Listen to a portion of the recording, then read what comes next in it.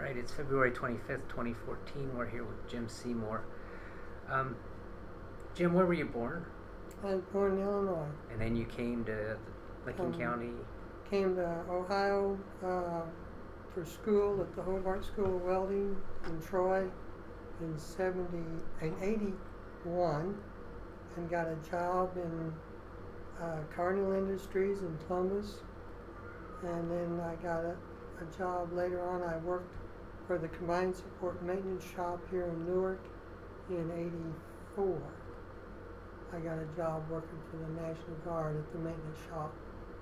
And I worked there until it was actually moved to DSCC in 2011 and 12. And that was your second stint in the Army, right? Yes, that was my second stint. Because your first one was the first one was July of 70 to July of 73.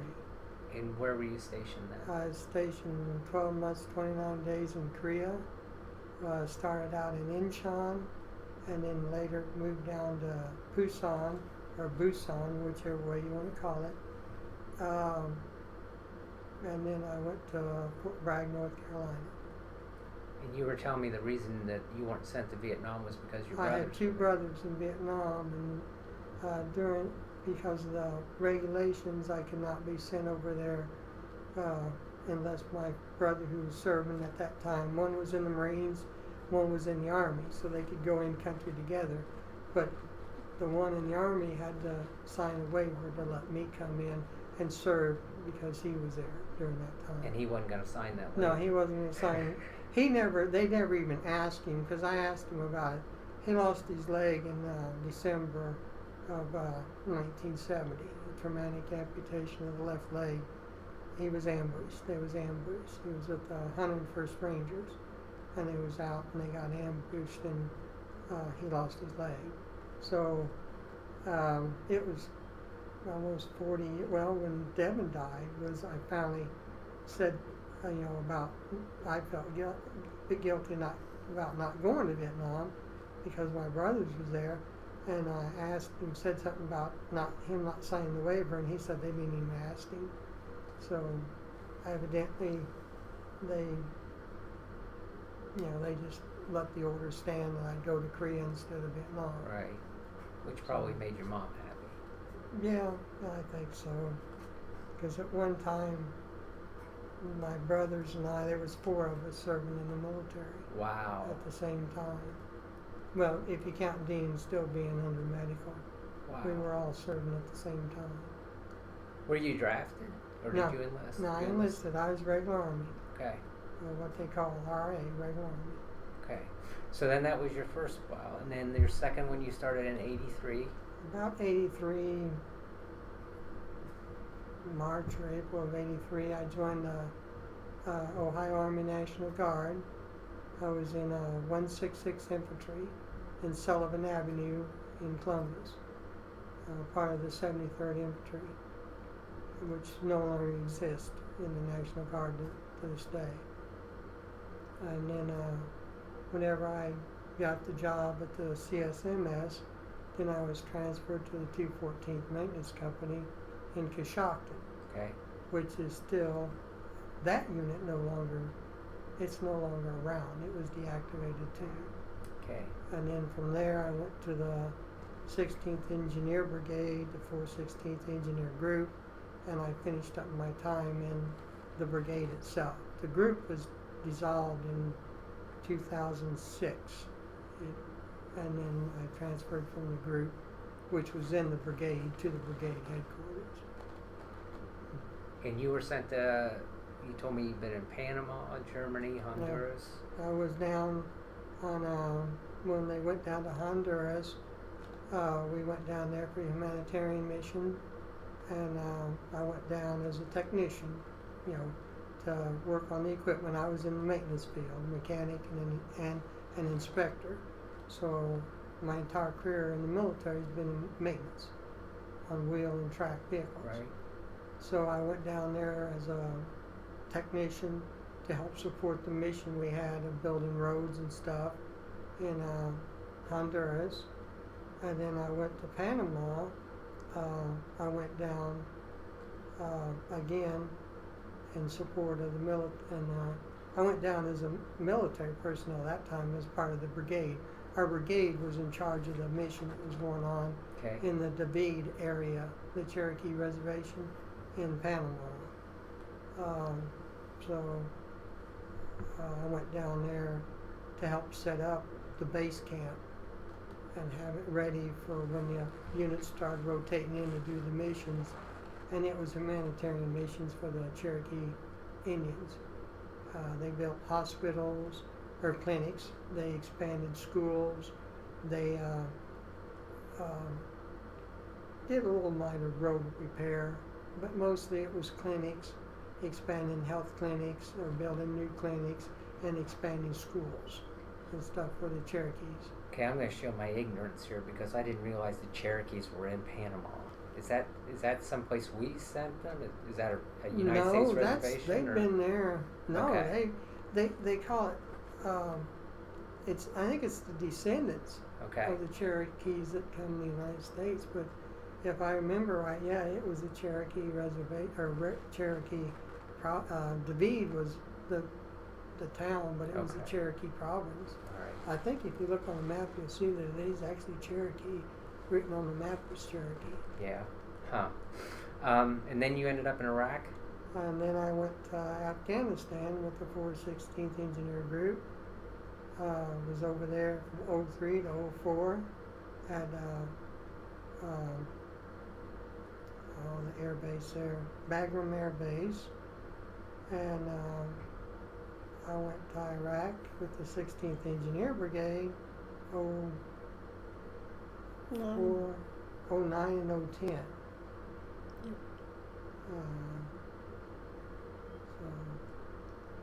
But Afghanistan was a lot more fun because I got to go out more. So I actually got to go out through the countryside. What? Okay. Was that considered safe? I mean. No. Okay. Not really. Huh? Not really. The thing about Afghanistan was we had. I was with the 416th Engineer Group, so we command and control over the engineer assets.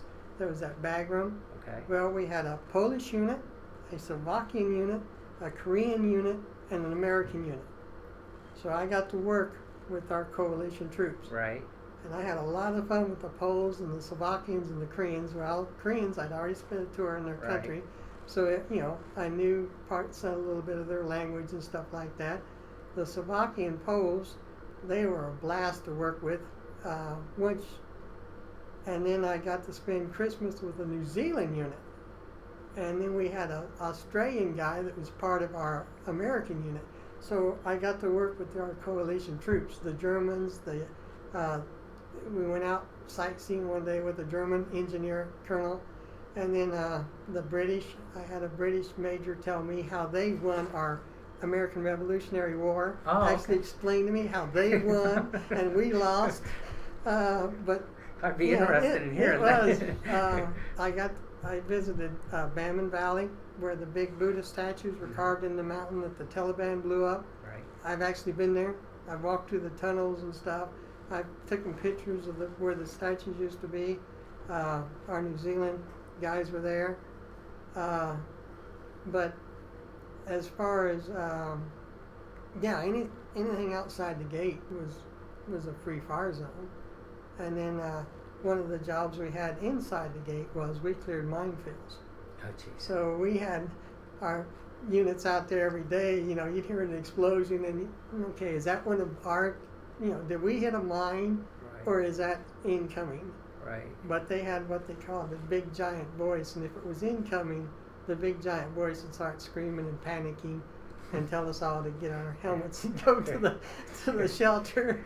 But if it was just an unexplained detonation, then they would be calling us, and asking us, and we had guys that were tracking that, and they'd actually boom. And the minute there was an explosion, they were checking out to see if it was in a minefield that we were clearing, Right. or whether it was in maybe a minefield that we didn't know about, or something like that. That was one of our missions too, which I had to do when I spent time on duty at CHOP.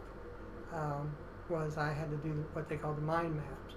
You know, during the night, if there was an unexplained, you know, if a unit saying, hey, we just had an unexplained explosion go off, then my job was to find out what that explosion was, whether it was an IED or maybe a mine or something like that.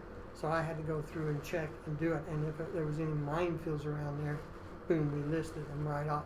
So the guys in the field could actually say, okay, we are in a minefield, we need to back out and go this way. Right. Because we put the map right there showing them where it was, everything. Coordinates, a whole bit. That was one of our jobs, to do in the evening.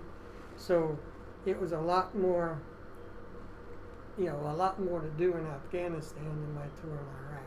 Mm-hmm. Iraq, they let me go outside the gate one time to Kirkuk, to go to a school on a Iraqi army camp with the Iraqis, but that was only for about 4 days, 5 days. Whereas I got to spend Christmas and Boxing Day with the New Zealand guys, and then when they come in from out of the field, they'd come down and see me, and spend every day working with the Australian guy, the colonel from Australia. Spend every day working with the Poles, the Slovaks, the Koreans, you know, because I visited their camps every day, you know, to find out what, you know, if they had any maintenance issues, how to help them and stuff like that.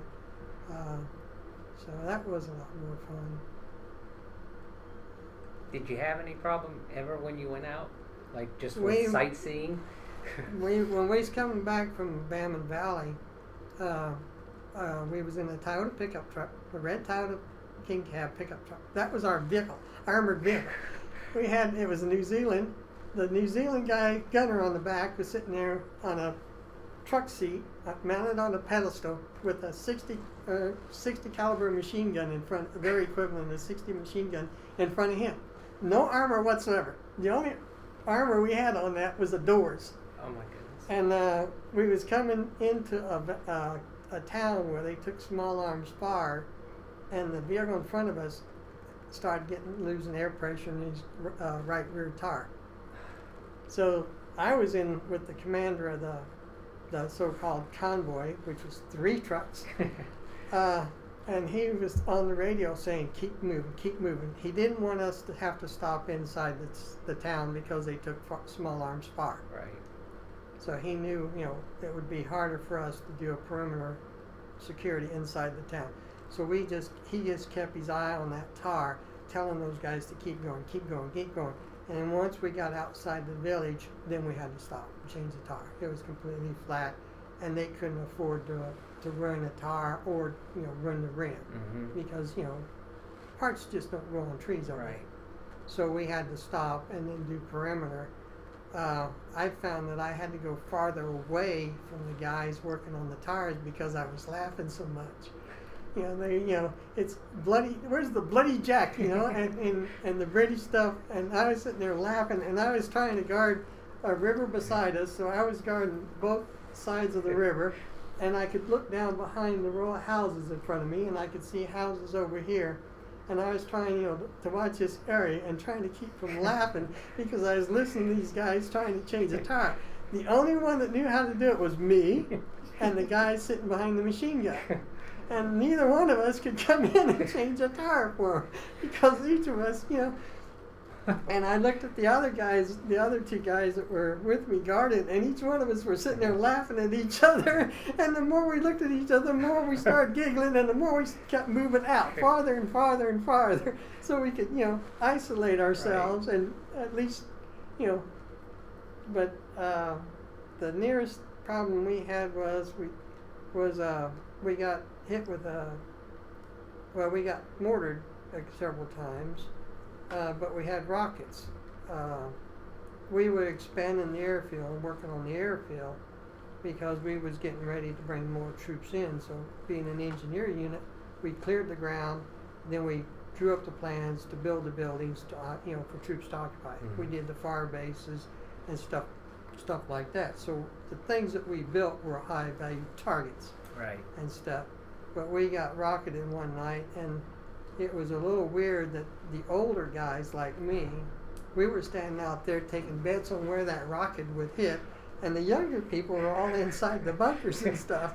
And they was asking us, don't you think you guys would come in? Nah, we could hear it. If you could hear it, you pretty much knew where that rocket was going to hit. Right. Because it whistled.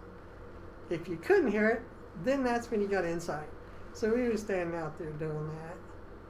But we had a couple of them go over the head. They couldn't hit the airfield. They missed the airfield. They missed us. And it was an uneventful night.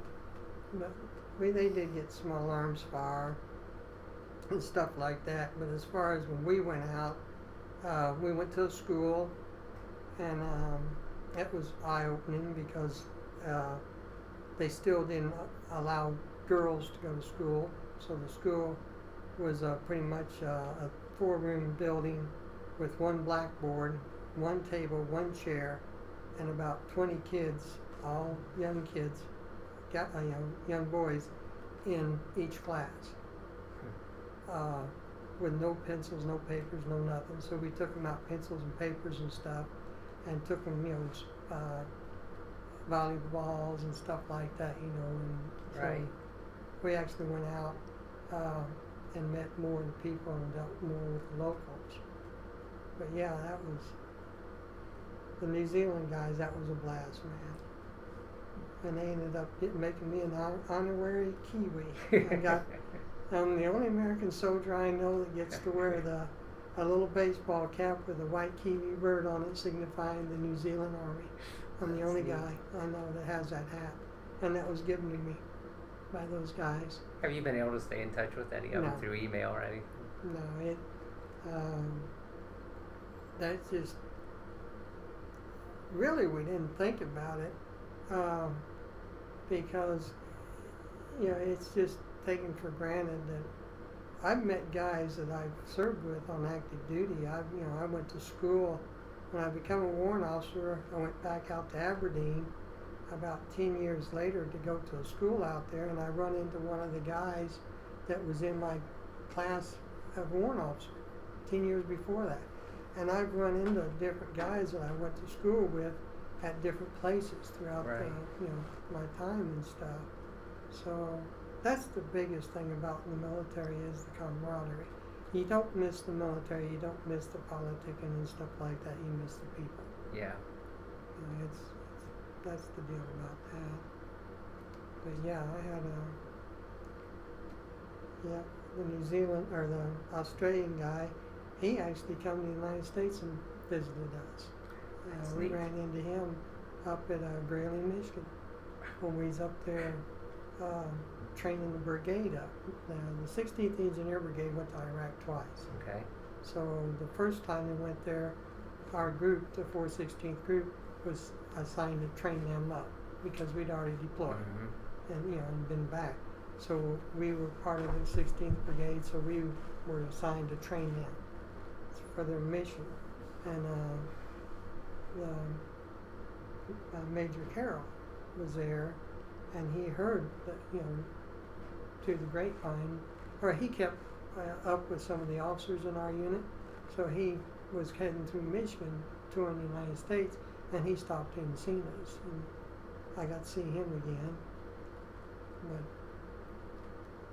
But I dealt with him just about every day.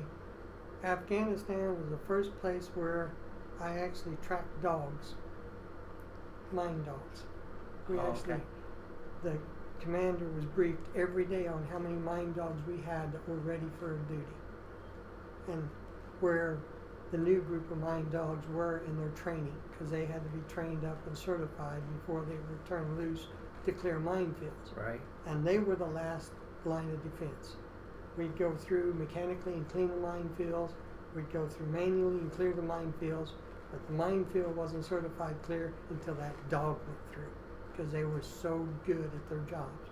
So that was the first and only time I ever actually tracked animals, live animals, and I knew how many dogs we had. I knew how many of them was working. I knew how many of them wasn't working because they worked a couple of days. They were like on 5 days, off a week. So I knew, and I had to do that every day. So that was unusual. And I knew the dogs. I actually went down to the kennel and met the dogs. So I knew the dogs. Where did they come from? Where were they trained? All over there. All over. Okay. Some of them, they took their commands in German.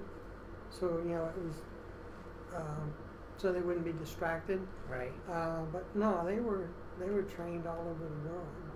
The United States had dogs, trained service dogs and stuff like that. So yeah, Are they mostly shepherds or? they're mixed. Right. The ones I saw were pretty much all shepherd, but I think there was a couple of I don't know my breeds of dogs, but there was some of them that wasn't shepherds. Right. I don't know whether they were Labradors or what, but most of them looked like shepherds from the ones I saw. But we had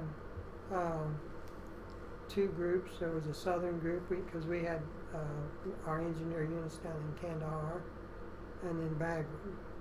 So we had two different groups of dogs: the dogs that worked in Kandahar and then the dogs that worked in Bagram Air Base.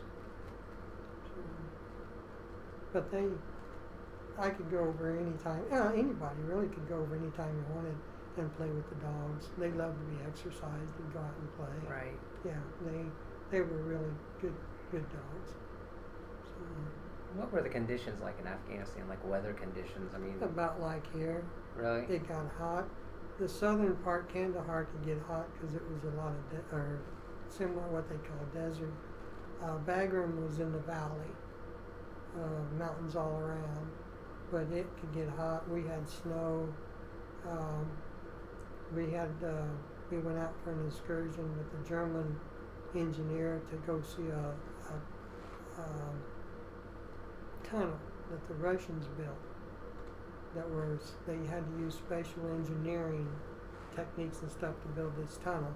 So we was going to go see it. It was on the ring road, the road that goes all the way around Afghanistan. And we ran into, our vehicle just literally ran into a point where it couldn't even get up in the mountain anymore. There was so much snow. And it started out in the valley, it was cool. Right. By the time we got up into the mountains, it had about a foot of snow. Yeah, wasn't that And we Toyota, couldn't- was it? No, it was a different Toyota. It was a Toyota, but it was an SUV. But the little pickup truck, it served us pretty good. Crammed in there. There's 5 of us in there. There's a young female, New Zealand female driving, and we got stuck up. The only communications we had was satellite radio, so we literally had to stop and set up the satellite and catch the satellite just right. Right. No communications. So on the convoy, it was purely time. If we didn't arrive in Bagram in X number of hours, then they automatically sent out planes, choppers, everything to find us. Right. Because they knew the route we was coming. But there was no communications other than on the mountaintop. So we had to stop on the highest pass to establish communications because the satellites were all right and everything. And then we had to go down that. And on the way down, the mountain was littered with semi-trucks, SUVs, all of them in the ditch, spinning and everything. So our little Toyota, the young girl, she stopped and she stayed in the vehicle. We got out and established a perimeter, and kind of checked the roadway. The next thing we know, we heard her panicking. The vehicle was sliding down the hill and she couldn't stop it. So what we did was we took and literally hit the front end of it and knocked it over into the ditch. And once it went in the ditch, then she stopped. It's fine. and that's where she sat until it got time for us to leave. Right. And once it got time for us to leave, we pushed the vehicle back out into the road, and she held the brake, and as it was slowly sliding down the hill, we jumped in. Once we got in, shut the doors, and she drove on down the mountain. That's the modern army for you. Modern army, a little red Toyota pickup truck. Wow. And we're sitting in there with flak vest on, a full automatic weapon. Well, mine's semi-automatic. With a full magazine, one round in the chamber, between your legs, your helmet on. The guy's right beside you the same way, And here we are going down the mountain sliding. Wow. Like I said, I had more fun with the coalition troops than I did our guys. And I begged the New Zealand guys to come up with some flimsy excuse to get me sent back with them. Yeah. Because, when I got there, Before I left, I asked our JAG officer, I said, okay, what is my responsibility, you know, because I'm an American soldier. I have a code of conduct and stuff that I need to go by. So when I went there, I no longer became, I was still an American soldier, but I was a New Zealand soldier. I fell under that commander's chain, Okay. period. I took my orders from him. So when I first got there, he said, well, mate, you don't have to worry about carrying your weapon 24/7. You don't have to worry about wearing a hat. You don't have to worry about saluting. You don't have to shave if you don't want to. So, yeah, and oh, by the way, it's a co-ed bathroom. So make sure you check the door to see if it's male or female signed up before you go walking in. And on the one side bathroom, make sure you shut the door when you go in the stall, you know, because it was co-ed. So when I got back to the unit, I had a beard. I had a nice, instead of a tan line around my head, Right. my head, my face was off, my hair was longer, and they all looked at me like, like I come in out of the desert, Right. And I said, okay, we had a strictly no alcohol limit on American troops, but the coalition troops didn't. So the Kiwi guys found out that I like wine instead of beer. So for Christmas they gave me a nice bottle of wine that I got to enjoy with my Christmas meal, Right. because I was no longer an American soldier, I was a New Zealand soldier, theoretically. Right. And that's why I begged them to get me back out there. Yeah. It was totally different. I It was guess. laid back. It was a fire base. He was out there. No communications other than satellite. They did have a computer system where I could do my email and stuff like that. There was no PX. There's no commissary. If you wanted to go get something, you went into the little village. So you got to go to the village and buy the local food and stuff like that. So yeah, it was a whole lot more fun. Even though it was a lot more lax, did you feel less secure being out on it? No, they had guards out every day. They had patrols out. We also had a coalition of local tribesmen and stuff like that. No, they were out every day. They actually run combat missions every last day. And then we also had the spy in the sky. So no, it was a very secure post. They had. So that didn't. I don't know how I want to say that. No, I wasn't worried about it. Right. Just because it was more lax didn't mean it No. wasn't. They weren't doing their jobs No. and everything. No, those guys, it was just a different situation. That was, but no, I wasn't one bit nervous. Right. With those guys. I died for them just like they died for me. Right. Before we did the convoy back, they had a live fire exercise, and during that live fire exercise, their job was to protect me. And after I realized that, and it was all said and done with, I told the commander, I said, hey, I hope you don't mind, sir, but if we get shot at, I'd much rather join you guys in firing back than have you protect me. And he just looked at me and he said, the more the merrier, mate. So they were just like my son and my family. Right. I gladly died for them just like they gladly died for me. That's another thing that people don't realize.